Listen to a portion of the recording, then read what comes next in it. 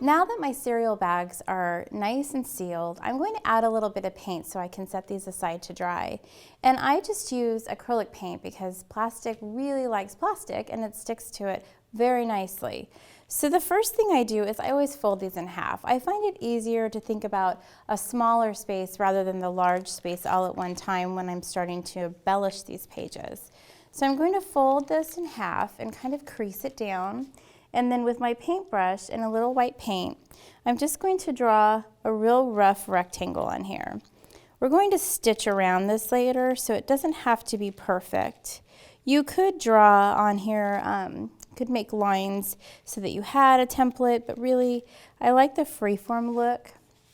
And with something like this, where it's very organic, if you will, with all the upcycled materials, you kind of want to keep this fresh with just a little bit of flow.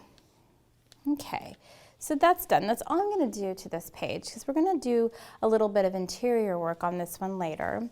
Now on my ledger paper, I'm not really fond of how it's trimmed up, so I'm going to go ahead and place it in my paper trimmer.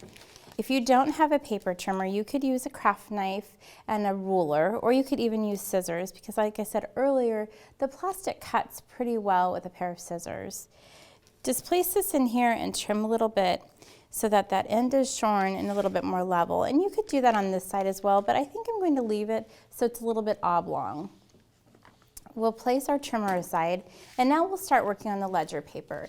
And as you can see in the journal, I did 2 journaling blocks on this. So I'm going to fold this in half as well and kind of push it down so if there's any air left in there, it escapes. It'll make it easier to work on the surface. And then just crease it a bit. And just as I did with the music sheet page, I'm going to put a little bit of paint on here and I'm going to create 2 blocks for journaling.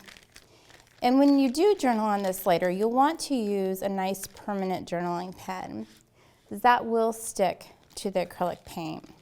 Some other ideas for you on this is you could take a sharp object like a chopstick, you could take a calligraphy pen, and you could carve into the paint, and that will take the paint away and leave your words.